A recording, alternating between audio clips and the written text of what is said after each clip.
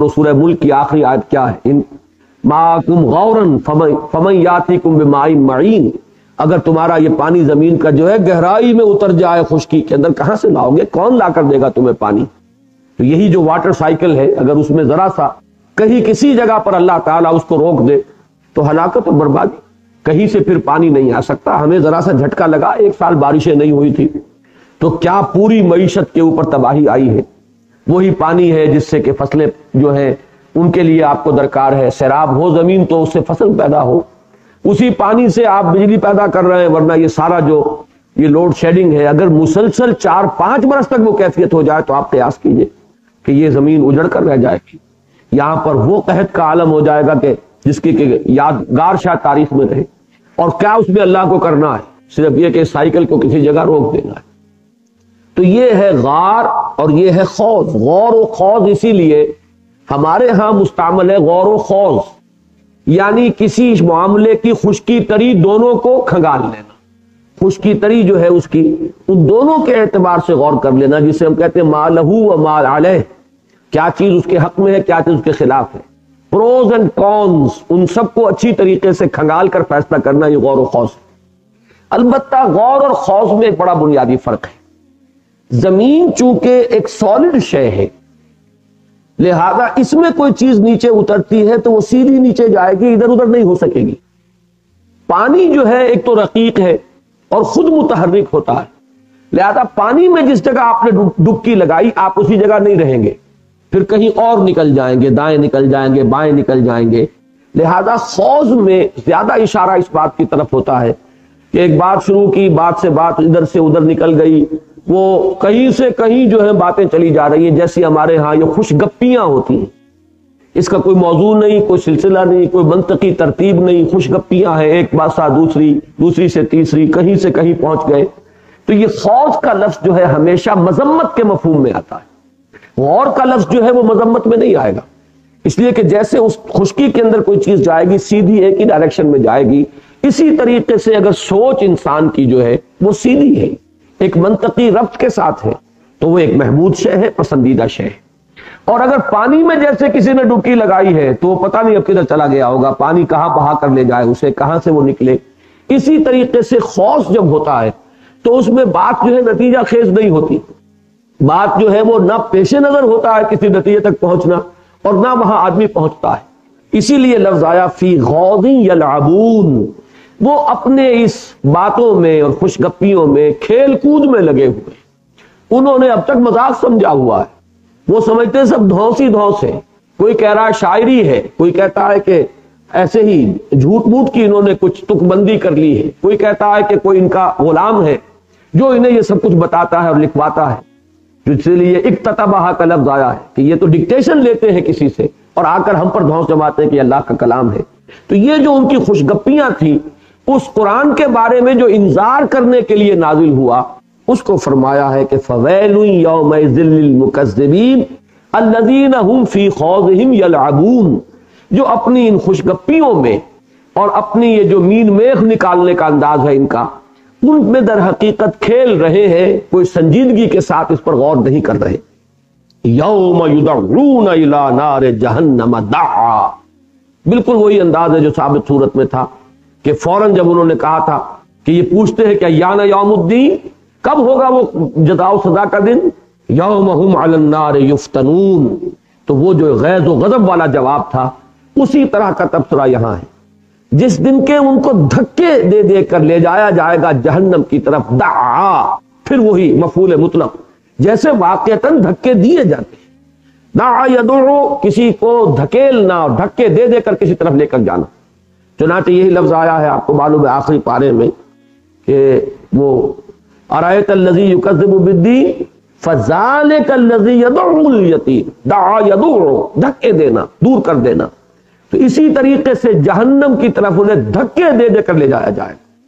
ھذہ النار التی کنتم بہا تکذبون، یہ ہے وہ آگ جس کو تم جھٹلاتے رہے تھے، تم کہتے تھے کہ کوئی حقیقت نہیں، تم سمجھتے تھے کہ یہ خام خواہ کی دھونس ہے، تم کہتے تھے کہ یہ سب جھوٹ موٹ کی باتیں، یہ ہے وہ آگ جس کا کہ تم انکار کرتے تھے۔ اس لوحہ، اب داخل ہو جاؤ اس میں، یہی ہے لفظ جس سے کہ لفظ بنا ہے صلاۃ، सलात के मानी किसी शय की तरफ बढ़ना, किसी शय में दाखिल हो जाना, किसी शय की तरफ मुतवज्जे होना।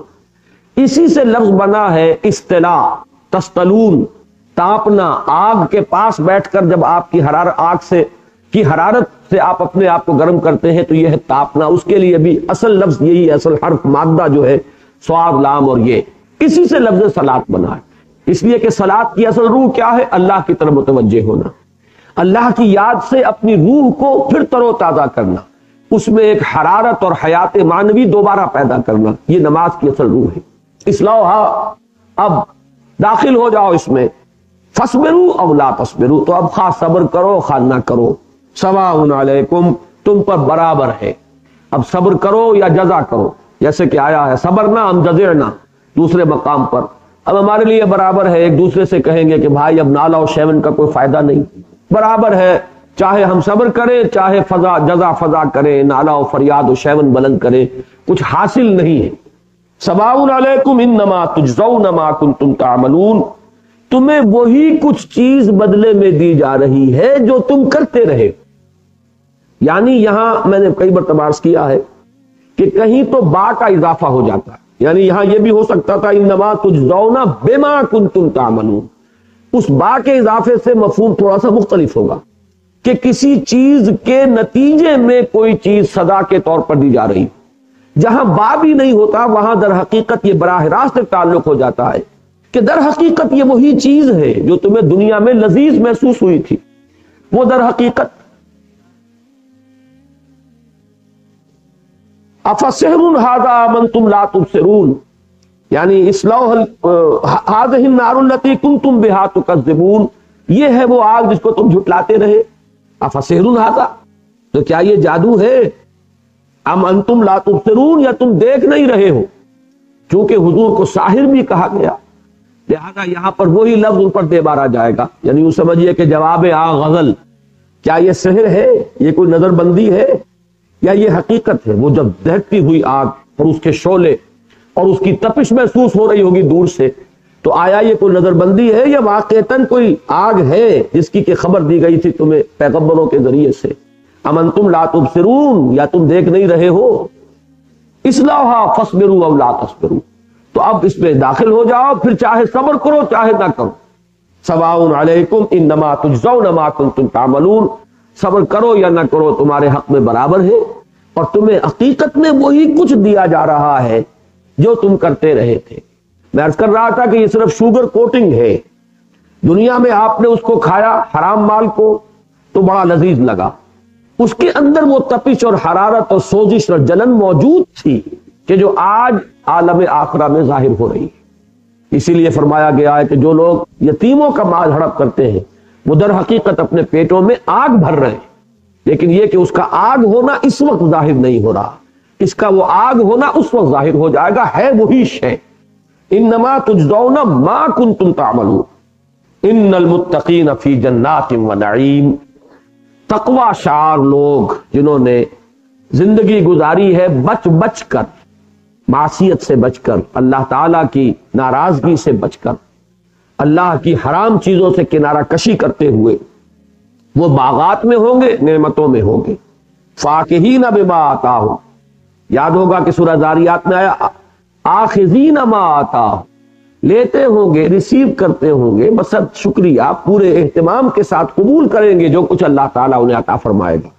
यहां फाकिहीन बिमा आताहुम, फकह आता है तबीयत के अंदर इंशराह का होना। ये फवाके इसीलिए कहते हैं फलों को, एक बड़ी लतीफ सी उनके अंदर एक कैफियत होती है। फल असल में ग़िज़ाइयत के लिए नहीं खाए जाते, बल्कि उनके अंदर एक है कैफियत लतीफ, एक इंसान को एक एहसास उनके जरिए से हासिल होता है। तो फाकिहीन बिमा आताहुम रब्बुहुम, जो कुछ उनका रब उनको अता फरमाएगा उससे वो लुत्फअंदोज हो रहे होंगे, उससे महजूज हो रहे होंगे। मुझे याद आया ये लफ्ज बड़ा अच्छा इस्तेमाल किया तर्जुमे में इस्लाही साहब ने, महजूज हो रहे होंगे उन चीजों, उन नेमतों से कि जो उन्हें उनका रब अता फरमाएगा। ववक़ाहुम रब्बुहुम अज़ाबल जहीम, और सबसे बड़ा एहसान तो परवरदिगार का उन पर जो होगा वो ये कि बचा लेगा उन्हें उनका रब उस जहन्नम के अज़ाब से, उस झुलस देने वाले और जलाकर राख कर देने वाली शय से। असल तो ये है जो उससे बचा लिया गया من زحزح عن النار وادخل الجنہ، تو کہیں تو پہلے اس کا ذکر ہو جاتا ہے جو بچا لیا گیا آگ سے اور جنت میں داخل کر دیا گیا، کہیں جنت کا ذکر کرنے کے بعد جو نعمتیں وہاں ملی وہ تو فضل ہے، اصل احسان تو اللہ کا یہ ہو گیا کہ اس عذاب جہنم سے بچا لیے گئے۔ وقنا عذاب النار، جیسے کہ ہماری وہ مشہور دعا ہے، ربنا آتنا فی الدنیا حسنۃ وفی الآخرۃ حسنۃ وقنا عذاب النار، تو ووقاہم ربہم عذاب الجحیم۔ کلوا واشربوا ہنیئا بما کنتم تعملون، کھاؤ اور پیو بڑی خوش دلی کے ساتھ، رچتا پچتا، بڑے اطمینان کے ساتھ، جو چیز کہ تمہیں بما کنتم تعملون، بس سبب اس کے یا ایک بدلے کے طور پر اس کے کہ جو عمل تم کرتے رہے، انہیں بھی جو کچھ ملا ان کے اعمال تھے جو لوٹا دیے گئے، اور تمہیں بھی جو کچھ مل رہا ہے یہ اللہ تعالیٰ کی طرف سے قدر افزائی ہے۔ اللہ تعالیٰ اپنے بندوں کی قدر افزائی کے لیے فرما رہا ہے تمہارے عمل کے طفیل ہم نے یہ دیا۔ اگرچہ یہ بات ذہن میں رکھیے کہ اس حدیث صحیح کی روح سے بھی ایک بندہ مومن کا انداز یہ ہونا چاہیے کہ ہمارے عمل تو کچھ بھی نہیں ہے، اگر کسی عمل کی توفیق بھی ہوئی تو وہ بھی اللہ تعالیٰ کی توفیق سے، اور اللہ تعالیٰ ہی نے اس کے لیے بھی ہمت عطا فرمائی، اور پھر یہ کہ جو کچھ یہاں ملا ہے وہ ہمارے سارے اعمال بھی جو ہے اللہ تعالیٰ کی نعمتوں کے اگر ترازو میں ان کو تولا جائے تو ان کی کوئی حیثیت ہی نہیں ہے، لہذا یہاں جو کچھ ہمیں مل رہا ہے یہ کل کا کل فضل ہے۔ تو بندہ مومن کا انداز یہ ہوگا، لیکن اللہ تعالیٰ کی طرف سے ان کی حوصلہ افزائی کے لیے، ان کے اعمال کی قدر افزائی کے لیے فرمایا جائے گا کہ یہ تمہارے اعمال کا نتیجہ ہے، تم نے جو محنتیں کی، مشقتیں کی، تم نے دنیا کی زندگی میں ہمارے لیے جو کوفت برداشت کی، ہمارے دین کے لیے جو قربانیاں دی، یہ اصل میں ان کا صلہ ہے جو آج تمہیں عطا فرمایا جا رہا ہے۔ متکئین علی سرر مصفوفہ، یہ تکیہ جو بنا ہے، ہمارے ہاں تکیہ کا لفظ بولتے ہیں، اصل میں کسی چیز پر ٹیک لگانا، اتکا، متکئین اسی سے جمع ہے اور منصوب ہے، یہ حال کی کیفیت ہے، وہ اس حال میں ہوں گے، لگائے ہوئے ہوں گے ٹیک، علی سرر، سرر جمع ہے سریر کی، سریر چارپائی کو چھپر کھٹ کو کہتے ہیں، ان چھپر کھٹوں پر جو مصفوفہ ہوں گے، صفوں میں لگے ہوئے ہوں گے، برابر برابر بچھے ہوئے ہوں گے، اس پر وہ تکیہ لگائے ہوئے، ٹیک لگائے ہوئے، یہ ایک بڑا شاہانہ اور امیرانہ انداز ہے نشست کا کہ اس پر وہ بیٹھے ہوئے ہوں گے ٹیک لگائے ہوئے اپنے ان چھپر کھٹوں پر، اپنے ان تختوں پر کہ جو ساتھ ساتھ بچھے ہوئے ہوں گے، متکئین علی سرر مصفوفہ وزوجناہم بحور عین، اور ہم ان کو بیاہ دیں گے، ان کی شادی کر دیں گے ان حوروں سے کہ جو بہت گورے رنگ کی ہوں گی اور بڑی بڑی آنکھوں والی ہوں گی۔ یہ لفظ جو ہے ذرا اس کو سمجھ لیجئے، حورا عربی زبان میں کہتے ہیں گوری عورت کو، اور حورا کی جمع ہے حور، اور عینا کہتے ہیں بڑی بڑی آنکھوں والی عورت کو، اس کی جمع ہے عین، تو حور بھی عین ہے، یہ جمع ہے اور عین بھی جمع ہے، حور جمع ہے حورا کی اور عین جمع ہے عینا کی، تو ایک ایسی عورت جس کی رنگت گوری ہے اور جس کی آنکھیں بڑی بڑی ہیں، وہ ہے گویا کہ حور عین کا مفہوم۔ البتہ یہ ایک سوال ہوتا ہے کہ یہ کون ہوں گی، اس لیے کہ اہل ایمان کی ازواج، جیسا کہ آگے آ جائے گا، اور ان کی اولاد، وہ تو اگر صاحب ایمان ہے تو اہل ایمان کے ساتھ ہی جنت میں وہ بھی داخل ہوں گے، اور ان کا وہ جو دنیا کا رشتہ ہے وہ جو کہ تم وہاں برقرار رہے۔ اب یہ اور کون ہوں گی، اس پہ مختلف اقوال ہیں لوگوں کے۔ ایک قول یہ بھی ہے کہ وہ بچیاں چاہے وہ غیر مسلموں کی ہوں جو بالغ ہونے سے پہلے فوت ہو گئی، یا مسلمان جو اولاد ہے اہل ایمان کی وہ بھی اگر نابالغی کے دور میں، لیکن یہ کہ فرض کیجئے کہ وہ مسلمان خواتین جن کے شوہر یا جن کے والدین سیدھے راستے پر نہیں تھی، اب ان کو بھی یہ شکل جو ہے دی جا سکتی ہے کہ وہ اہل ایمان کے لیے ان کے رشتہ ازدواج میں وہاں ان کو دیا جائے۔ واللہ عالم، اب اس میں کسی قطعی اور یقینی بات کا کہنا ممکن نہیں۔ وَزَوَّجْنَاهُمْ بِحُورٍ عِينٍ وَالَّذِينَ آمَنُوا وَاتَّبَعَتْهُمْ ذُرِّيَّتُهُمْ بِإِيمَانٍ أَلْحَقْنَا بِهِمْ ذُرِّيَّتَهُمْ، اور وہ لوگ کہ جو ایمان والے ہوں گے، صاحب ایمان، اور ان کی پیروی کی ہوگی ان کی اولاد نے ایمان کے ساتھ، یہ شرط لازم ہے کہ صاحب ایمان ہو اولاد۔ اسی پر قیاس کیا بعض حضرات نے، اور بات درست ہے کہ اسی میں والدین بھی آئیں گے، کہ فرض کیجئے وہ اللہ کا بندہ ایسا ہے جس کا مقام بہت بلند ہو گیا اللہ کے ہاں. اب اس کے والدین تھے تو صاحب ایمان، لیکن اس درجے میں صاحب ایمان یا اس درجے میں ان کا عمل کے اعتبار سے مقام نہیں تھا. تو جس طرح اولاد کے بارے میں وعدہ کیا جا رہا ہے کہ اولاد بھی اگر صاحب ایمان تھی، لیکن یہ کہ درجہ ان کا عمل کے اعتبار سے وہ نہیں ہے، تو ان کا درجہ بلند کیا جائے گا اور انہیں اپنے ان صاحب ایمان اور صاحب درجہ عالیہ جو ان کے والدین ہیں ان کے ساتھ شامل کر دیا جائے گا. اسی طرح درجہ عالیہ کی جو اولاد ہے ان کے ساتھ ان کے والدین کو بھی، اگر وہ صاحب ایمان ہو، یہ شرط لازم ہے. اگر وہ کافر ہو وہ معاملہ برعکس ہو جائے گا، لیکن یہ کہ صاحب ایمان ہے تو ان لوگوں کے درجے کے موافق ان کا درجہ بڑھا کر اور انہیں ان کے ساتھ شامل کر دیا جائے گا. یہ اللہ تعالیٰ کے بہت بڑا فضل ہے. اور اس میں بھی در حقیقت یہ نہیں سمجھنا چاہیے کہ وہ ان کے اوپر کو اللہ نے احسان کیا ہے اور وہ احسان بغیر کسی بنیاد کے ہے. اصل میں یہ ان کا جو درجہ ہے، اہل جنت کا جو اعلیٰ درجے والے جو جنتی ہے، یہ ان کے صلے میں ان کے اعزاء و اقارب میں سے جو اس پائے کے نہیں ہے ان کا بھی درجہ بلند کر دیا جائے گا. تو فرمایا وما التناہم من عملہم من شیء الحقنا بہم ذریتہم، ہم ملا دیں گے ان کے ساتھ ان کی اولاد کو. وما التناہم من عملہم من شیء، اور ہم ان کے عمل میں سے کوئی چیز بھی کم نہیں کریں گے. یہ نہیں ہوگا کہ چونکہ ادھر آپ نے کریڈٹ کروایا تو ادھر ڈیبٹ ہوگا.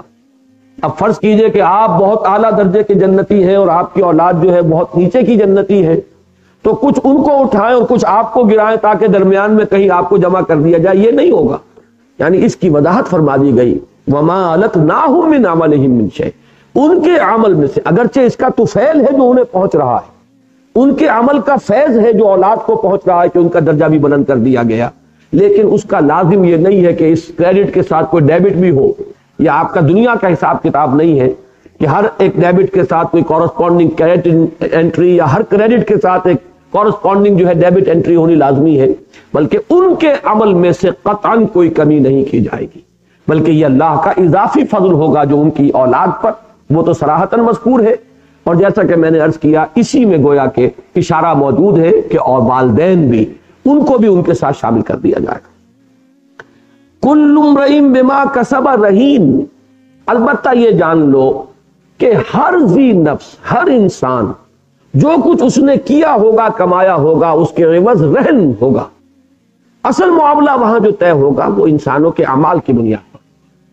در حقیقت یہ جو ان کو بغیر عمل کے اونچا درجہ ملا ہے، یہ بھی در حقیقت انعام ہے ان لوگوں پر کہ جن کا عمل اتنا بلند تھا، یہ اس کے طفیل ان کو بدلہ مل رہا ہے. لیکن یہ نہیں ہے کہ بغیر عمل کے کوئی بات جو ہے وہاں پر ہو گئی ہو، صرف یہ ہے کہ ان کے اعمال اللہ کو اتنے پسند آئے، وہ اتنے محبوب بنے کہ ان کے عمل کی جو بلندی ہے اس کا ایک عکس جو ہے ان کے کم تر درجے کی اولاد یا والدین کو بھی وہ متعدی ہو گیا ہے. باقی یہ ہے کہ اصل فیصلہ کن شے جو ہے اللہ کے ہاں وہ عمل ہی ہے. یہی جو آگے چل کر آئے گا سورۃ النجم میں کہ لیس للانسان الا ما سعى وان السعي سوف يرى، انسان کے لیے نہیں ہے مگر وہی چیز جس کے لیے اس نے محنت کی، بھاگ دوڑ کی، کوشش کی. اور یہ ہمارا پختہ وعدہ ہے کہ جو سعی ہے، جو محنت ہے، جو کوشش ہے، جو جد و جہد ہے، وہ اس کے سامنے آ کر رہے گی، اس میں سے کوئی چیز کم نہیں ہوگی. تو یہ بنیادی بات جو ہے، ویسے قرآن مجید اس سے آگے فضل کا تصور بھی پیش کرتا ہے، لیکن فضل بلندتر ایک شے ہے عمل سے. بغیر اس عمل کے نرے فضل کا جو لوگ بھروسہ کر کے بیٹھ جائیں گے وہی در حقیقت غلط راستے پر ہے. اپنی سی محنت، اپنی سی کوشش، امکان بھر سعی، اپنی امکانی حد تک نیکیوں کے لیے جتنے بھی بھاگ دوڑ ہو سکے وہ انسان کر لے تو پھر یہ ہے کہ اللہ تعالیٰ اپنے فضل سے اضافہ فرما دے گا. لیکن یہ ہے کہ محض فضل پر تکیہ کر کے بیٹھ جانے والوں کے لیے کہ حصے میں کوئی شے آنے والی نہیں. کل امرئ بما کسب رہین وامددناہم بفاکہۃ ولحم مما یشتہون. یہ امددناہم، اس میں ایک نقشہ کھینچ دیا گیا جیسے تسلسل کے ساتھ، پے با پے ہم دیتے رہیں گے، وہ سپلائی لائن جو ہے ٹوٹے گی نہیں. وامددناہم بفاکہۃ ولحم مما یشتہون، فاکہۃ ہر نوع کے فرحت بخش میوے ان کے لیے آتے رہیں گے، اور وہ گوشت کہ جو انہیں پسند ہوگا. لحم طیر یہ آئے گا سورہ واقعہ میں، مما یشتہون، اور خاص طور پر پرندوں کا گوشت جو انہیں بہت ہی مرغوب ہوگا اور جو ان کو بہت پسند ہوگا. وَلَحْمٍ مِّمَّا يَشْتَهُونَ يَتَنَازَعُونَ فِيهَا كَأْسًا لَا لَغْوٌ فِيهَا وَلَا تَأْثِيمٌ. یہ یتنازعون تنازع سے بنا ہے. تنازع نزع سے ہے. نزع کے معنی کھینچ لینا. تنازع جو ہے وہ اصل میں تو کھینچ تان اس کا لفظی معنی ہے. اسی لیے بعض حضرات نے ترجمے میں جھپٹنا کر دیا ہے. وہ جھپٹ رہے ہوں گے. جیسے ایک خوش گپی کا انداز تھا، ایسے ہی ایک خوش فعلی بھی ہوتی ہے دوستوں کے مابین. وہ اس میں کوئی لڑنے کا انداز نہیں ہوتا. دعوتوں میں بھی آپ دیکھتے ہوں گے کہ کچھ لوگ ایک دوسرے پر چھینا جھپٹی کرتے ہیں، تو وہ چھینا جھپٹی بھی در حقیقت ایک طرح کا اس وقت اپنی طبیعت کے ایک کھیل کود کا ایک سامان ہے. یہ نہیں ہے کہ واقعتاً کسی سے چھیننا ہے. اور وہ بوٹی ہی در حقیقت کو مطلوب و مقصود ہے جو کسی دوست کی پلیٹ سے اڑا لی ہے. تو یہ جو اڑا لینا ہے اور یہ چھین جھپٹ جو ہے در حقیقت یہ ایک طرح کا شغل ہے کہ جو دوستوں کے مابین ہوتا ہے. تو عام طور پر لوگوں نے یہ تصور جو ہے لفظ تنازع چونکہ آ گیا ہے اس کا نقشہ کھینچا ہے اس ترجمے میں کہ جھپٹتے ہوں گے، ایک دوسرے سے چھین رہے ہوں گے، اور یہ سب کچھ ان کی ایک خوش فعلی ہوگی، آپس کا ایک مذاق ہوگا. لیکن یہ کہ یہ لفظ جو ہے اگر اس کی اصل پر آپ غور کریں تو اسی کا ایک بڑا مہذب انداز بھی ہمارے سامنے آتا ہے. آج کل کھانوں میں آپ دیکھتے ہیں کہ اگر بیٹھے ہوں کچھ لوگ مہذب لوگ ایک دوسرے کو پیش کرتے ہیں. ایک ڈش یہاں ہے وہ آپ نے اٹھائی دوسروں کے سامنے رکھی، اس نے وہاں سے وہ ڈش اٹھائی اور پیش کی. تو یہ انداز جو ہے اس میں ضروری نہیں ہے کہ وہ چھیننے جھپٹنے ہی کا انداز ہو، بلکہ یہ کہ ایک دوسرے سے لے رہے ہوں گے. جیسے آخذین ما آتاہم ربہم، اسی طریقے سے قبول کریں گے، ایک دوسرے سے لیں گے جو بھی کچھ ایک دوسرے کو وہ پیش کر رہے ہوں گے. تو یہ دوسرا تصور بھی اس میں عین ممکن ہے. اللہ عالم. یتنازعون فیہا کأسا لا لغو فیہا ولا تأثیم، وہ ایک دوسرے سے لے رہے ہوں گے، یا تو خوش فعلی کے انداز میں چھینا جھپٹی کر رہے ہوں گے، یا ایک دوسرے کو جو پیش کر رہے ہوں گے وہ شکریہ کے ساتھ قبول کر رہے ہوں گے. وہ پیالہ، وہ جام، فیہا کأس یتنازعون فیہا کأسا، وہ پیالہ اور وہ جام، لا لغو فیہا ولا تأثیم، کہ جس میں نہ کوئی لغو بات ہوگی اور نہ ہی کوئی گناہ کی بات ہوگی. اس لیے کہ عام دنیا میں جو پیالے ایک دوسرے سے ٹکرائے جاتے ہیں اور جام جو ہے وہ تجویز کیے جاتے ہیں تو اس میں تو لغو بھی ہے، تعصیم بھی. وہ تو انسان کو نشہ چڑھتا ہے تو بےہودہ گوئی بھی شروع ہوتی ہے، اور پھر یہ کہ گناہ کی طرف رغبت بھی ہوتی ہے. اگرچہ تعصیم کے لفظی معنی پر میں بحث کروں گا ابھی. یہ بھی وہی مسئلہ ہے، اسم سے تعصیم بنا، باب تفعیل ہے. تعصیم کے معنی دو کیے گئے ہیں. ایک تو ما یوسم بہ فاعلہ، وہ فعل کہ جس سے اس کے کرنے والے پر گناہ کا اطلاق ہو جائے. لیکن دوسرے معنی جو مجھے زیادہ پسند آئے ہیں، تہمت لگانا، کسی پر گناہ کی تہمت جڑ دینا، یہ تعصیم ہے. گویا کہ کسی کے بارے میں لغو گوئی، بےہودہ گوئی، بری بات کی اس کی طرف منسوب کر دینا. اور عرب معاشرے میں یہ شراب کے ساتھ دو چیزیں لازم و ملزوم کے درجے میں تھی. شراب کے جام پر جام پی رہے ہیں اور اسی نشے میں کھڑے ہو کر اب بےہودہ گوئی شروع کر دی. جو شاعر ہیں وہ قصیدے کہہ رہے ہیں اور اس قصیدوں میں نہایت فحش انداز میں اپنے معاشقوں کی داستانیں بیان ہو رہی ہیں اور عورتوں کو تہمتیں لگائی جا رہی ہیں، کبھی کسی کا ذکر کر کے کبھی کسی کا ذکر کر کے ان کو عیب لگائے جا رہے ہیں. یہ ان کے ہاں محفل شراب کے لوازم میں سے تھا. تو گویا کہ اس سے نقشے کو علیحدہ کرنے کے لیے کہ وہاں بھی ہوگا وہ جام گردش میں ہوگا، ایک دوسرے سے وہ جام لیں گے، وصول کریں گے، یا یہ کہ خوش فعلی کے انداز میں چھینا جھپٹی بھی کریں گے. لیکن یہ کہ وہ جو شرابن طہورا جو ان جاموں کے ذریعے سے وہ نوش جان کریں گے، اس میں نہ لغو بات ہوگی نہ تعصیم ہوگی، نہ انسان کوئی بیکار اور بےہودہ بات خود کرے گا اور نہ کسی کی طرف گناہ کی نسبت کرے گا، نہ کسی پر کوئی تہمت لگائے گا، نہ کسی کے اوپر کوئی عیب چینی کرے گا، نہ کسی کو عیب سے متہم کرے گا. وَيَطُوفُ عَلَيْهِمْ غِلْبَانٌ لَهُمْ كَأَنَّهُمْ لُؤْلُؤٌ مَكْنُونٌ، اور ان پر گردش میں ہوں گے. یطوف علیہم، جیسے کہ خدمت گار ہوتے ہیں اور اچھی محفلوں کے اندر وہ مسلسل گردش میں رہتے ہیں، جام لے کر گردش میں ہے، یا کافی جو ہے وہ مسلسل صرف ہو رہی ہے، جیسے کہ عرب معاشرے میں آج بھی آپ کو وہ نظر آئیں گے. اور عموماً نوجوان لڑکے جو ہیں کسی بھی شریف گھر کے میں آپ جائیے، کسی امیر اور صاحب حیثیت کے، تو وہاں یہ ملازم یہ کام نہیں کرتے، بلکہ اس صاحب خانہ کے جو بچے ہیں جوان، وہ خود یہ کام کرتے ہیں اپنے مہمانوں کے اعزاز میں. تو یطوف علیہم غلمان لہم، ان کے لڑکے یا ان کے چھوکرے، ان کے نوجوان ان کے اوپر گردش میں ہوں گے، وہ انہیں سرو کر رہے ہوں گے، ان کی خدمت گزاری میں حاضر ہوں گے. اور وہ ہوں گے کیسے؟ کأنہم لؤلؤ مکنون، ایسے کہ جیسے کہ موتی ہو چھپا کر رکھے ہوئے، غلاف میں ہو. جیسے موتی آپ کو معلوم ہے گہر جو ہے وہ صدف میں ہوتا ہے، اور وہ صدف اس کا غلاف ہے، وہی اس کی حفاظت کرتا ہے. تو لؤلؤ مکنون، تو ایسے موتی کے جیسے کہ کہیں غلافوں میں لپیٹ کر رکھے گئے ہوں، بہت حفاظت کے ساتھ ان کو رکھا گیا ہو. ایک رائے یہ بھی ہے کہ یہ غلمان جو ہوں گے اہل جنت کے لیے، یہ بھی وہ کافروں کی اور غیر مسلموں کی وہ اولاد کہ جو بچپن ہی میں فوت ہو گئی، یہی ہوں گے کہ جو پھر خدمتگار بنا دیے جائیں گے اہل جنت کے. واللہ اعلم. وَيَطُوفُ عَلَيْهِمْ غِلْمَانٌ لَهُمْ كَأَنَّهُمْ لُؤْلُؤٌ مَكْنُونٌ وَأَقْبَلَ بَعْضُهُمْ عَلَى بَعْضٍ يَتَسَاءَلُونَ. وہ وہاں ایک دوسرے کی طرف متوجہ ہوں گے. اقبال، اقبل یقبل اقبالاً، سامنا کرنا، رخ کرنا کسی کی طرف. تو وہ ایک دوسرے کی طرف بعضهم علی بعض متوجہ ہوں گے. یتساءلون، لفظی ترجمہ ہوگا باہم ایک دوسرے سے پوچھتے ہوئے. کیا پوچھتے ہوئے؟ بہترین اس کی جو تعبیر ہے وہ یہ کہ مزاج پرسی کے لیے، یا یہ کہ وہاں پہنچ کر ہر ایک جو ہے شاداں و فرحاں ہوگا، ایک دوسرے سے پوچھ رہا ہوگا آپ کیسے کیسے مرحلوں سے گزرے، کن کن وادیوں سے گزرے، کیسی کیسی تکلیفیں جھیلیں، کون کون سی قربانیاں دیں، کیسے کیسے مراحل جو ہیں ان سے گزر کر یہاں پہنچنا ہوا، کیسے کیسے مواقع پر اللہ نے دستگیری فرمائی، کیسے کیسے مشکل امتحانات میں اللہ نے کامیابی کی سبیل پیدا فرمائی. تو یہ ایک دوسرے کی جو بھی وہ ایک تعارف باہمی اور ایک دوسرے کے ساتھ ان کی سرگزشت سننے کے لیے وہ ایک دوسرے کی طرف متوجہ ہوں گے، ایک دوسرے سے سوالات کر رہے ہوں گے. وَأَقْبَلَ بَعْضُهُمْ عَلَى بَعْضٍ يَتَسَاءَلُونَ قَالُوا إِنَّا كُنَّا قَبْلُ فِي أَهْلِنَا مُشْفِقِينَ. یہ ہے اصل بات جس پر کہ اب یہ رکوع ختم ہو رہا ہے. وہ کہیں گے کہ ہم پہلے یعنی دنیا میں اپنے اہل و عیال میں بڑے خائف تھے، لرزاں و ترساں تھے.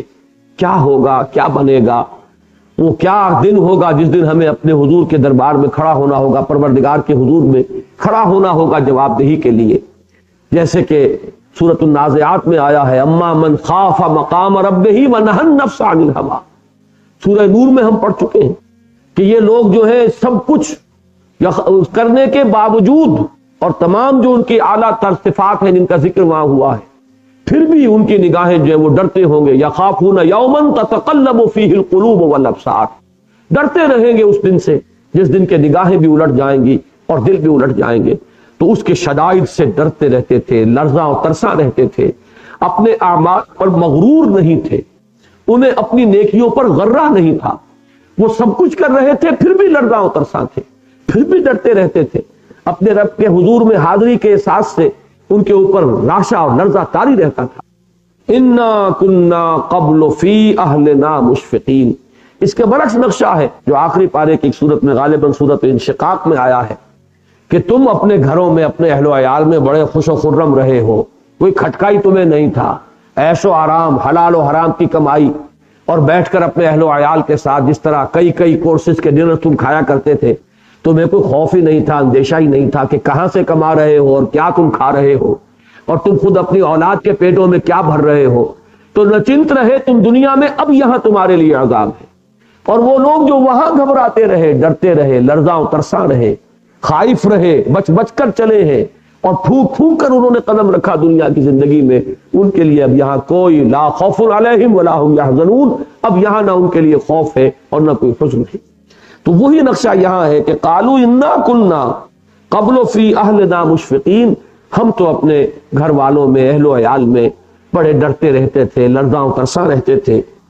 فمن اللہ علینا، تو اللہ نے بڑا احسان فرمایا ہم پر، اللہ کا بہت بڑا احسان ہوا ہے ہم پر. ووقانا عذاب السموم، اور اس نے بچا لیا ہمیں اس سموم کے عذاب سے. یعنی سموم اصل میں وہ جو آگ کا شعلے کا جو اوپر کا حصہ ہوتا ہے جو نظر نہیں آتا، شعلے کا ایک حصہ وہ جو نظر آتا لیومینس، اور ایک وہ اللیومینس جو حصہ ہے سب سے زیادہ حدت وہاں ہوتی ہے، وہ ہے سموم. اسی طریقے سے جہنم کے اوپر جو اب اس کی لپٹ ہوگی وہ کہ جو انتہائی یعنی گرمی کے اندر تیز ہوگی وہ ہے سموم. اسی لیے یہ باد سموم کہلاتی تھی. وہ جلتی ہوئی آگ کی طرح جو ہوا تھی وہ باد سموم. اللہ نے ہمیں اس سموم کے عذاب سے بچا لیا. انا کنا من قبل ندعوہ، ہم پہلے اسے ہی پکارا کرتے تھے، دعائیں کرتے تھے، اسی سے استغفار کیا کرتے تھے، اسی کے سامنے گڑ گڑایا کرتے تھے. یہ بات ضرور تھی کہ ہم نے اس کے سوا کسی کو پکارا نہیں. انا کنا من قبل ندعوہ، ہمارا اگر کوئی جو سمجھیے کہ کارنامہ اگر ہے تو یہ ہے کہ ہم نے پکارا اسی کو. لا تدعوا مع اللہ احدا، اللہ کے ساتھ کسی اور کو مت پکارو. اپنی خطاؤں کی مغفرت کے لیے پکارا تو اسی کو پکارا، اپنے مشکلات کی کشود کے لیے پکارا تو اسی کو پکارا، اپنی تکلیفوں کو رفع کرنے کے لیے پکارا تو اسی کو پکارا، اپنے لیے صبر و ثبات کے لیے سوال کیا تو اسی کے سامنے کیا، اپنے لیے استقامت طلب کی تو اسی سے کی، ہدایت کے لیے ہمیشہ اگر دست بدعا رہے تو اسی کے سامنے رہے. انا کنا من قبل ندعوہ، ہم پہلے اس کو پکارتے رہے، اس سے دعائیں کرتے رہے، اس سے استغفار کرتے رہے، اس سے استدعا کرتے رہے. وہی ہے اصل میں سورہ فاتحہ کی جو مرکزی آیت ہے، ایاک نعبد و ایاک نستعین، پروردگار ہم تیری ہی بندگی کرتے ہیں اور کریں گے اور تجھ ہی سے مدد مانگتے ہیں اور مانگتے رہیں گے. ہم تیری بندگی کے لیے بھی صرف اپنی قوت کار پر یا اپنے دست و بازو پر ہمارا اعتماد نہیں ہے، بلکہ ہمیں سہارا مطلوب ہے، اور وہ سہارا بھی ہم تیرے سوائے کسی اور کا نہیں سمجھتے کہ وہ ہمیں کوئی مدد دے سکتا ہے. تو ایاک نعبد و ایاک نستعین، انا کنا من قبل ندعوہ انہ هو البر الرحیم، یقیناً وہی ہے. اور ہوا یہاں پر لا کر حسر، اسی لیے میں نے وہی ہستی ہے سب سے بڑھ کر وفادار، سب سے بڑھ کر اپنی بات کا پورا کرنے والا، سب سے بڑھ کر اپنے وعدے کا وفا کرنے والا. یہ بر اور بر، یہ ہمارے منتخب نصاب کا جو درس نمبر 2 ہے، آیا بر، لیس البر ان تولوا وجوہکم قبل المشرق والمغرب. یہ لفظ آتا ہے اطمینان اور سکون کے لیے. بحر کے مقابلے میں بر ہے، اس لیے کہ سمندر میں جب تک انسان رہتا ہے تو وہ کوئی موج ادھر آئی کوئی ادھر آئی، کبھی کشتی نے ادھر کو کروٹ لی کبھی ادھر کو لی، تو انسان کا دل بھی وہ ڈولتا رہتا ہے. جیسے کہ میں نے عرض کیا تھا، زمین پر ایک جھٹکا اگر زلزلے کا آئے تو جو کیفیت ہوتی ہے تو سمندر میں تقریباً وہ مستقل طور پر رہتی ہے. جیسے ہی کوئی شخص خشکی پر آ کر پاؤں رکھتا ہے، ایک اطمینان اور سکون کہ پاؤں تلے زمین ہے.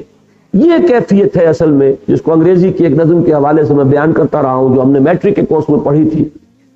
Charities that soothe and heal and bless, یہ نیکیاں جو ہیں یہ انسان کو اندرونی طور پر ایک تسکین بخش ہے. یہ چیزیں اس سے خوشی ہوتی ہے، مسرت ہوتی ہے. ایسے ہوتا ہے کہ جیسے کسی زخم پر مرہم رکھ دیا گیا. آپ کے اندر اگر کوئی بے چینی تھی، ذرا کوئی نیک کام کر کے دیکھیے، کسی مریض کی عیادت کر کے دیکھیے، کسی غریب کو کھانا کھلا کر دیکھیے، ایسے محسوس ہوگا کہ اندر ایک ٹھنڈک پڑ گئی ہے. خود آپ کے اپنے اندر اس کو جو ٹھنڈک محسوس ہوئی ہے وہ ہوئی ہے. اس نیک کام کے طفیل آپ کے اندر ایک اطمینان اور سکون کی کیفیت پیدا ہو جائے گی. تو یہ ہے لفظ بر، اور اسی سے لفظ بر بنا ہے. اسی میں یہ چیز موجود ہے کہ جس شخص سے آپ کو توقع ہے کہ وہ جھوٹ نہیں بولتا، جس شخص سے جس پر آپ کو اعتماد ہے کہ جو وعدہ کر رہا ہے پورا کرے گا، اس کے بارے میں بھی آپ کے اندر وہ کیفیت اطمینان اور سکون کی برقرار رہتی. آپ اس کی جانب سے نچنت رہتے ہیں، بے کھٹکے آپ اس کے ساتھ معاملہ کرتے ہیں. یہاں سے وہ بات جو ہے وفاداری اور وفا شعاری، ایفاء عہد، یہ اس کے ساتھ آیا ہے. تو یہاں بر کا لفظ جب اللہ کے لیے آئے گا تو اگرچہ اس کے معنی یہ بھی ہو سکتے ہیں کہ انتہائی نیکی والا تو اللہ ہے، تمام نیکیوں کا منبع اور سرچشمہ تو اللہ تعالیٰ کی ذات ہی ہے، لیکن اس کے اندر دوسرا مفہوم زیادہ غالب ہوتا ہے کہ وہ وعدہ کرنے پر لا یخلف المیعاد، اللہ تعالیٰ اپنے وعدے کے خلاف نہیں کرتے. لا تخلف المیعاد سورہ آل عمران کے آخری رکوع میں آیا ہے. پروردگار ہمیں اس کا اندیشہ نہیں ہے، انک لا تخلف المیعاد، تو وعدہ خلافی کرنے والا نہیں ہے. کھٹکا ہمیں ہوتا ہے تو اس بات کا ہوتا ہے کہ کہیں ہم ان وعدوں کے حقیقتاً مصداق بن سکیں گے کہ نہیں، اس لیے استغفار کی دعا کر رہے ہیں یہ ہے وہ بر کا لفظ کہ اللہ تعالیٰ وعدہ پورا کرنے والا ہے. اس نے جو وعدہ کیا تھا رسولوں کی معرفت وہ اس نے پورا کر دیا. اور صرف وعدہ پورا کرنے والا نہیں ہے، رحیم بھی ہے. اس نے ہمارے گناہوں کو بخشا، ہماری کوتاہیوں کی تلافی اپنے فضل سے کی، اور ہمارے اس تمام اعمال نامے میں جو داغ اور دھبے تھے ان کو دھو دیا اپنی ستاری اور غفاری کے طفیل. ہماری ان تمام تقصیرات کو معاف فرما کر، اور پھر جو وعدے تھے ہم سے، ہماری جو بھی کچھ نیک خدمات تھی ان کا بھرپور صلہ ہمیں عطا فرما دیا. انہو هو البر الرحیم، یقیناً وہی ہے انتہائی وفا شعار اور ایفائے عہد کرنے والا اور بہت ہی رحم فرمانے والا. بارک اللہ لی ولکم فی القرآن العظیم ونفعنی وإیاکم بالآیات والذکر الحکیم.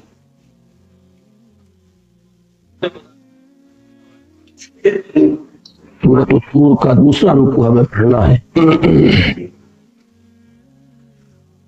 نحمده ونصلی علی رسولہ الکریم.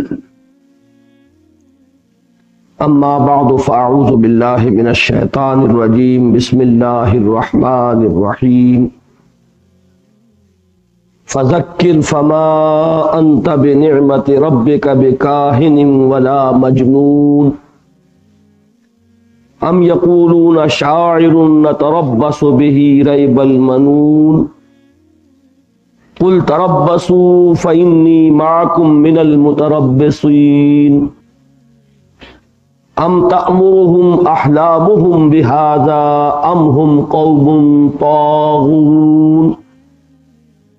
ام يقولون تقوله بل لا يؤمنون. فليأتوا بحديث مثله إن كانوا صادقين. ام خلقوا من غیر شیء ام هم الخالقون. ام خلقوا السماوات والارض بل لا یوقنون. ام عندهم خزائن ربک ام هم المسیطرون. ام لهم سلم یستمعون فیہ فلیأت مستمعهم بسلطان مبین. ام له البنات ولکم البنون. ام تسألهم اجرا فهم من مغرم مثقلون. ام عندهم الغیب فهم یکتبون. ام یریدون کیدا فالذین کفروا هم المکیدون. ام لهم الہ غیر اللہ سبحان اللہ عما یشرکون. وَإِن يَرَوْا كِسْفًا مِّنَ السَّمَاءِ سَاقِطًا يَقُولُوا سَحَابٌ مَّرْكُومٌ. فَذَرْهُمْ حَتَّى يُلَاقُوا يَوْمَهُمُ الَّذِي فِيهِ يُصْعَقُونَ. يَوْمَ لَا يُغْنِي عَنْهُمْ كَيْدُهُمْ شَيْئًا وَلَا هُمْ يُنصَرُونَ. وَإِنَّ لِلَّذِينَ ظَلَمُوا عَذَابًا دُونَ ذَلِكَ وَلَكِنَّ أَكْثَرَهُمْ لَا يَعْلَمُونَ. وَاصْبِرْ لِحُكْمِ رَبِّكَ فَإِنَّكَ بِأَعْيُنِنَا وَسَبِّحْ بِحَمْدِ رَبِّكَ حِينَ تَقُومُ. وَمِنَ اللَّيْلِ فَسَبِّحْهُ وَإِدْبَارَ النُّجُومِ. صدق اللہ العظیم. رب اشرح لي صدری ویسر لي امری واحلل عقدۃ من لسانی یفقهوا قولی. میں اس امر پر تو اللہ تعالیٰ کا شکر ادا کر رہا ہوں کہ پروگرام کے مطابق آج ہم سورہ طور کے اس دوسرے رکوع کا مطالعہ کر رہے ہیں. لیکن اس وقت میری جو کیفیت ہے آواز کی اس کا آپ کو اندازہ ہو گیا ہوگا. پچھلے 6 دن میرے بڑی شدید مشقت میں گزرے ہیں، اور وہ مشقت جسمانی بھی تھی، ذہنی بھی تھی، جذباتی بھی تھی، اس لیے کہ میں نے اندرون سندھ کا دورہ کیا ہے پہلی مرتبہ، اور وہاں کے حالات کا خود مشاہدہ کیا ہے. اس کے جو اثرات میرے اعصاب پر مترتب ہوئے ہیں اس کا آپ حضرات اندازہ نہیں کر سکتے کہ کیسی خوفناک صورتحال پاکستان کے حق میں اندرون سندھ میں پیدا ہو چکی. بہرحال وہ جسمانی، ذہنی اور جذباتی مشقت کا جو نتیجہ ہے وہ ظاہر ہو رہا ہے، تاہم اس کا اطمینان ہے کہ جو پروگرام تھا اس کے مطابق رمضان مبارک کی آمد سے پہلے پہلے یہ 3 سورتوں کا درس جو ہے وہ مکمل ہو جائے گا۔ سورہ طور کے اس دوسرے رکوع کا پہلا لفظ فذکر، ویسے یہ بے شمار مرتبہ درس قرآن کے دوران آ چکا ہے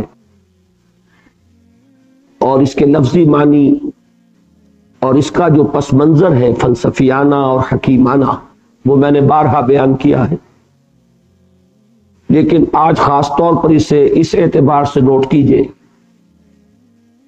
کہ اس سلسلے سور کی جو پہلی سورت تھی سورہ قاف، اس کے یہ بالکل آخر میں آیا تھا، فذکر بالقرآن من یخاف وعید۔ تو اے نبی صلی اللہ علیہ وسلم آپ تذکیر کرتے رہیے، یاد دہانی کراتے رہیے قرآن مجید کے ذریعے سے ہر اس شخص کو جس سے کچھ بھی میرے وعید کا خوف ہے۔ پھر دوسری سورت سورہ ذاریات میں یہ اختتام سے قدر قبل آیا، وذکر فإن الذکرى تنفع المؤمنین وما خلقت الجن والانس الا لیعبدون۔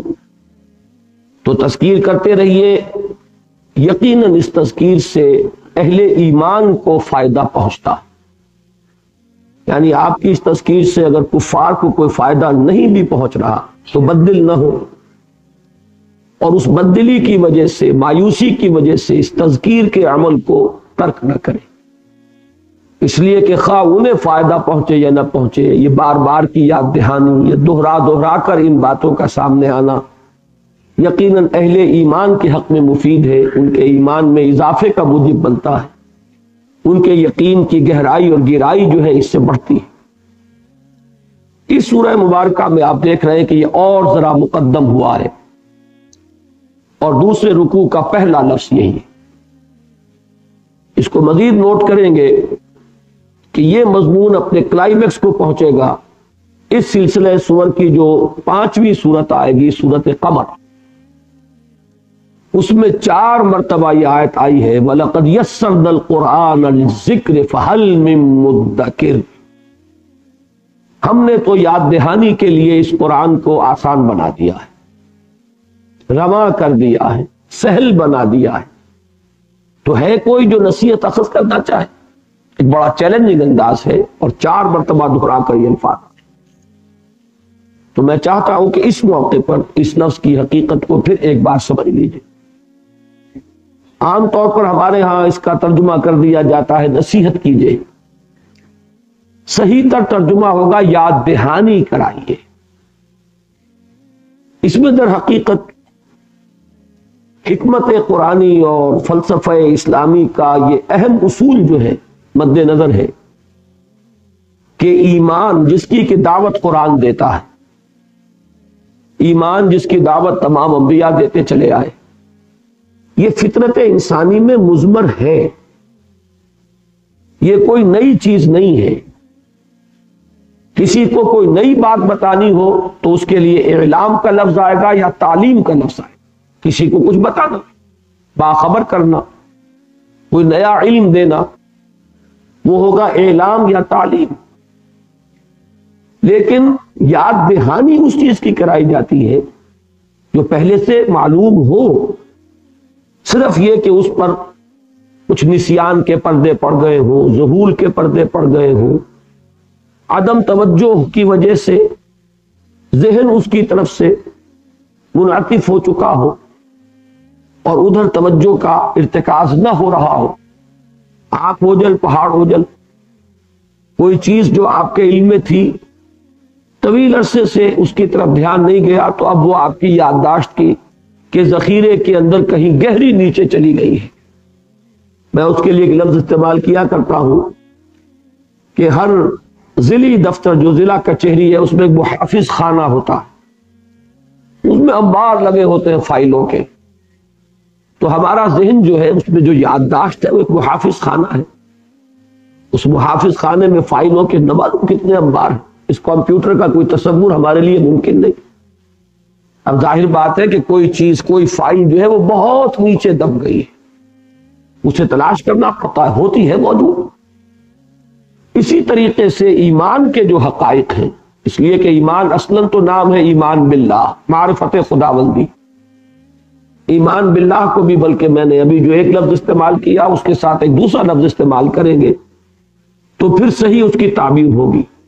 معرفت خداوندی اور محبت خداوندی، یہ دونوں چیزیں فطرت انسانی میں مثمر ہیں، اور انہی دونوں کے مجموعے کا نام ایمان ہے۔ مجملاً ایمان نام ہے ایمان باللہ کا، آمنت باللہ کما ہوا باسمائہ و صفاتہ وقبلت جمیع احکامہ اقرار باللسان و تصدیق بالقلب۔ ایمان بالآخرہ بھی اللہ تعالیٰ پر ایمان ہی کی ایک فرع ہے، اسی کی ایک شاخ ہے، اسی کی ایک کورولری ہے۔ ایمان بالرسالت بھی ایمان باللہ ہی کی ایک شاخ ہے، اللہ تعالیٰ کی صفت ہدایت کا ایک ظہور ہے بشکل وحی، اور اسی کا نام ہے نبوت و رسالت۔ اللہ تعالیٰ کی صفت عدل کا ایک ظہور ہے آخرت، جس میں وہ بدلہ دے گا، مالک یوم الدین ہے، نیکوکاروں کو جزا دے گا، بدکاروں کو سزا دے گا۔ تو اصل ایمان ہے ایمان باللہ۔ ایمان باللہ کا تجزیہ کریں گے تو وہ مشتمل ہے دو اجزاء پر، معرفت خداوندی اور محبت خداوندی، اور یہ دونوں چیزیں فطرت انسانی میں مثمر ہیں۔ وہ فطرت اصل میں ہے کیا؟ یہ الفاظ جب ہم بولتے ہیں تو چونکہ اس میں ایک عموم ہے، اس کی اصل حقیقت تک انسان نہیں پہنچ پاتا۔ رمضان مبارک کی اب آمد ہے، عظمت صوم والا میرا کتابچہ مطالعہ کیجئے۔ جس شے کو ہم عام طور پر فطرت سے تعبیر کرتے ہیں، اصل میں وہ روح ہے، ہمارا روحانی وجود، اس روح کے جو متعلقات ہیں وہ فطرت ہے۔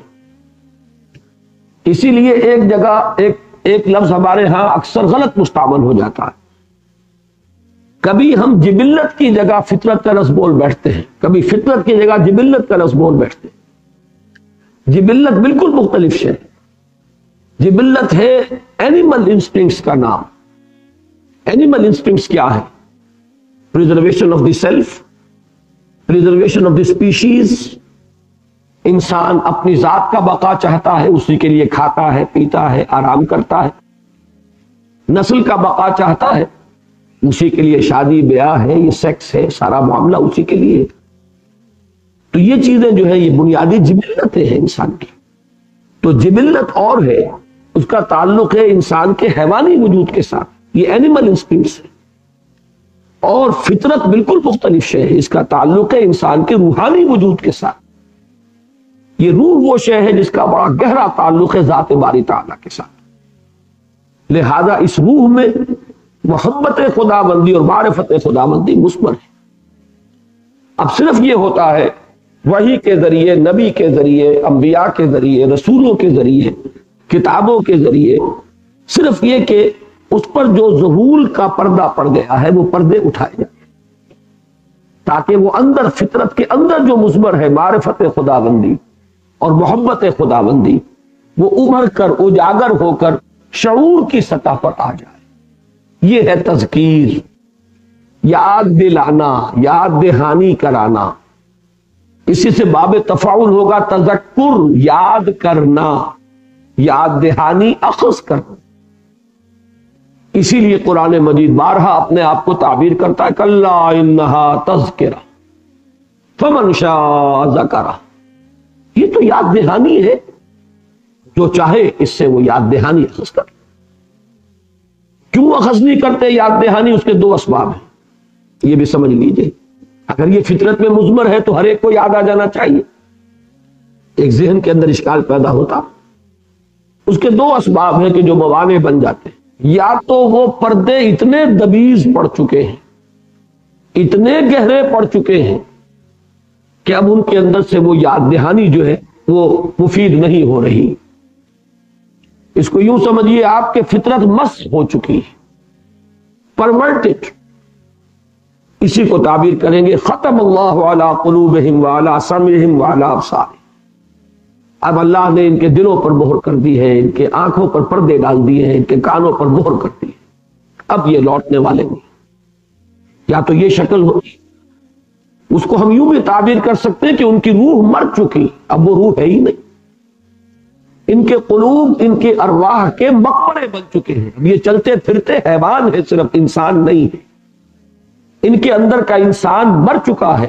اب یہ تعزیہ ہے جو چل رہا ہے، یہ مقبرہ ہے روح کا. اسی لیے قرآن کہتا ہے یہ زندہ نہیں ہے نبی، آپ مردوں کو سنا نہیں سکتے. یہ ابو جہل آپ کو زندہ نظر آ رہا ہے، چل پھر رہا ہے. تو یہ حیوان ابو جہل ہے جو چل پھر رہا ہے. انسان ابو جہل مر چکا، اور ان کے قلوب جو ہے ان کی ارواح کے مدفن بن چکے، مقبرے بن چکے. تو ایک سبب تو یہ اس کی تعبیر ہے کہ مختلف الفاظ میں کہ کبھی ان کو مردہ کہا جائے گا، کبھی یہ کہا جائے گا کہ ان کے دلوں پر مہر ہو گئی، کبھی ختم اللہ علی قلوبہم، کبھی طبع اللہ علی قلوبہم، اللہ نے ان کے دلوں پر مہر کر دی ہے. کبھی آتا ہے وَنُقَلِّبُ أَفْئِدَتَهُمْ وَأَبْصَارَهُمْ كَمَا لَمْ يُؤْمِنُوا بِهِ أَوَّلَ مَرَّةٍ، ہم ان کے دلوں کو الٹ دیتے ہیں، نگاہوں کو پلٹ دیتے ہیں. تو یہ مختلف تعبیرات ہیں. دوسرا سبب کیا ہے؟ یاد تو آ گیا لیکن کسی مصلحت کی وجہ سے ماننے کو تیار. یہ ضروری تو نہیں کہ جو بات بھی آپ کے دل میں آ جائے آپ اسے تسلیم بھی کر لیں. قرآن مجید میں آیا وَجَحَدُوا وَاسْتَيْقَنَتْهَا أَنفُسُهُمْ، انہوں نے انکار کیا حالانکہ ان کے دلوں نے اس کا یقین کیا. دل تو مان رہا ہے، زبان انکار کر رہی. یہی بات ہے کہ جو علماء یہود کے بارے میں آئی بارہا کہ یعرفونہ کما یعرفون ابناہم، یہ محمد کو اور اس قرآن کو ایسے پہچانتے ہیں صلی اللہ علیہ وسلم جیسے اپنے بیٹوں کو پہچانتے ہیں. تو اندر سے تو وہ تذکیر کا نتیجہ نکل آیا ہے، یاد تو انہیں آ گیا ہے، حقیقت منکشف ہو چکی ہے، ان کے دلوں نے گواہی دے دی ہے کہ یہ حق ہے، لیکن ماننے میں چودراہٹ جاتی ہے، سیادت جاتی ہے، قیادت جاتی ہے. آج لوگ ہمارے دست بوسی کر رہے ہیں، ہم کسی اور شخص کو مان لے تو ہم تو گئے. آج ہم سے فتوے طلب کیے جا رہے ہیں. یہودی علماء کے پاس جاتے تھے سب مدینے کے لوگ، انہی سے فتوے مانگتے تھے. ان پر ان کا روب تھا کہ یہ عالم لوگ ہیں، ان کے پاس کتاب ہے. اگر وہ محمد کو مان لیتے صلی اللہ علیہ وسلم تو ان کی حیثیت پر کیا تھا؟ یہ ہوتی ہے مصلحت. تو ابو جہل نے تو صاحب تسلیم کیا. جب اس سے پوچھا گیا کہ کیا تمہارے خیال میں محمد جھوٹ کہہ رہے صلی اللہ علیہ وسلم، اس نے صاحب کہا کہ نہیں، محمد نے کبھی جھوٹ نہیں بولا. تو پھر کیوں مانتے کیوں نہیں؟ اس نے کہا اصل میں ہمارے اور بنو ہاشم کے درمیان مسابقت اور مقابلہ چل رہا. انہوں نے کھانے کھلائے، ہم نے ان سے بڑھ کر کھلائے. انہوں نے فیاضیاں کی، ہم نے ان سے بڑھ کر کی. اب تک تو ہم کندھے سے کندھا ملائے چلے آ رہے تھے، اب اگر ان کی نبوت بھی مان لے تو ہمیشہ کے لیے غلام ہو جائے. یہ بات ہمیں کس لیے؟ تو یہ ہے اصل میں دو اسباب کہ فطرت میں وہ شے مضمر ہے، قرآن صرف آ کر اس کو سٹیمولیٹ کرتا ہے، حرکت میں لاتا ہے. وہ جو چیز پردوں کے نیچے آ گئی تھی پردوں کو اٹھاتا، انکشاف کرتا ہے، کشف غطاء، اس پردے کو ہٹاتا ہے. وہ تحت الشعور سے وہ شعور کی سطح پر ابھار کر لاتا. بس یہ کام ہے تذکیر. اب یہ بھی ہو سکتا ہے کہ کسی کی فطرت اتنی مست ہو چکی ہو، اس کی انسانیت ختم ہو چکی ہو کہ اسے یاد ہی نہ ہے.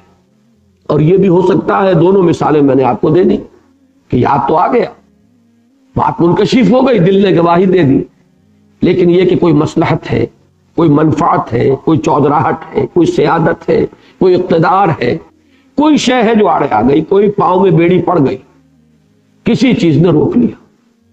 تو تذکیر اصل میں یہ لفظ جو ہے بہت اہم ہے. فذکر، تو اے نبی آپ یاد دہانی کراتے رہے، آپ تذکیر فرماتے رہے. فما انت بنعمت ربک بکاہن ولا مجنون، تو آپ اپنے رب کے فضل و کرم سے، اپنے رب کے انعام سے نہ کاہن ہے نہ مجنون ہے. ایک بات نوٹ کر لیجئے کہ یہ جو رکوع ہے سورہ طور کا دوسرا، اور جو 29ویں پارے کی دوسری سورت ہے سورہ نون یا سورہ قلم، ان کے مضامین میں بڑی گہری مناسبت ہے. وہی انداز ہے، وہی ردم ہے، وہی اسلوب ہے. بعض آیات تو آپ دیکھیں گے کہ بالکل وہی ہے کہ جو وہاں بھی آئی اور یہاں بھی آئی. اور یہ بالکل ابتدائی زمانے کی صورتیں ہیں، اس لیے کہ حضور صلی اللہ علیہ وسلم کے بارے میں جو کچھ کے کفار نے کہا اس میں بھی آپ ایک تاریخی تدریج دیکھیں گے. شروع میں جھوٹا کسی نے نہیں کہا، اس لیے کہ بڑا مشکل تھا کہ کل تک تو کہتے آئے نے الصادق، اب کیسے کہتے کہ جھوٹے؟ ترا وقت درکار تھا انہیں جھوٹ کی تہمت لگانے. لہذا پہلی بات جو انہوں نے کہی وہ یہ کہ مجنون، کوئی دماغی توازن ٹھیک نہیں رہا، کوئی چولے ڈھیلی ہو گئی. ہم کہتے نہیں تھے کہ خامخواہ یہ جا کر جو ہے جبل نور پر یہ بیٹھے رہتے ہیں، اکیلے بیٹھے رہتے ہیں، مراقبہ کرتے رہتے ہیں. تو کوئی یا تو جنون کا عارضہ ہو گیا یا کوئی جن ان کے اوپر مسلط ہو گیا. یہ مجنون کے دونوں معنی ہیں.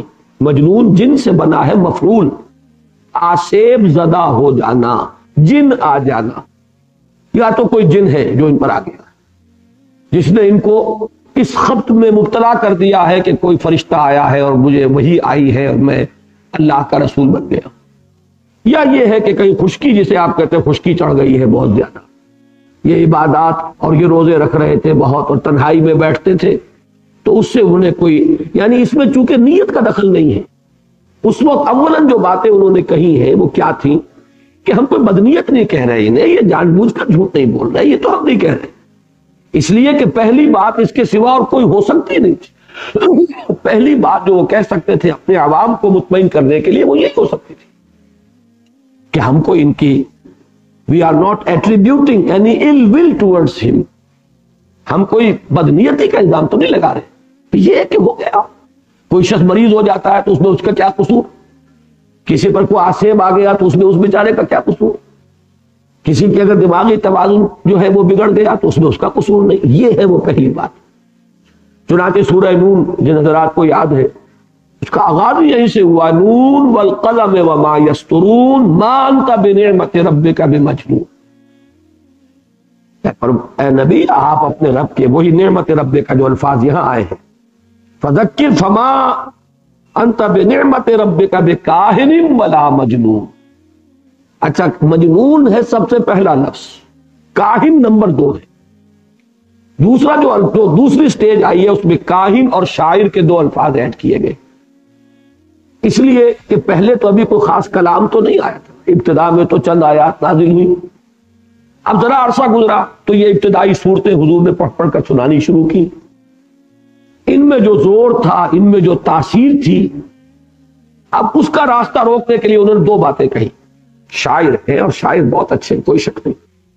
جیسے شعر کے اندر تاثیر ہوتی، آپ غالب کا شعر سنتے ہیں اور جھوم جاتے ہیں. کیوں؟ میر کا شعر آپ نے سنا اور آپ جھوم گئے. آپ شعر کے اندر ایک تاثیر ہے، دل پر جا کر لگتا ہے، آدمی کو متاثر کرتا ہے کہ ہاں بھائی شعر یہ اچھے کہہ رہے ہیں، شاعر ہیں. اس لیے کہ اس میں کوئی شک نہیں کہ قرآن مجید میں قوافی بھی ہے، ردم بھی ہے، اگرچہ وہ تو نہیں ہے جس کو وزن کہتے ہیں، وزن اور بحر، کہ جو عام طور پر شعر جو ہے پابند شاعری جو اس کے لازمی اجزاء وہ قرآن میں نہیں ہے. لیکن آج کل جسے آپ کہتے ہیں آزاد شاعری یا جسے آپ بلینک ورس سے تعبیر کرتے ہیں، وہ انگریزی سے ہمارے ہاں آئی ہے. قرآن مجید کو کہا جا سکتا ہے کہ یہ بلینک ورس ہے، اس میں ردم ہے، اس میں پھر قوافی ہے. اس اعتبار سے انہوں نے اپنا جو دفاع کیا پہلا یہ تھا شاعر. دوسرا یہ کہ ان کے زمانے میں کہانت ایک پیشے کے طور پر معروف شے تھی.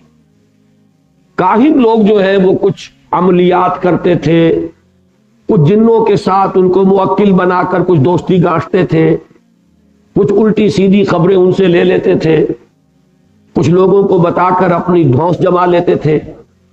ان میں سے کوئی خبر سچی نہیں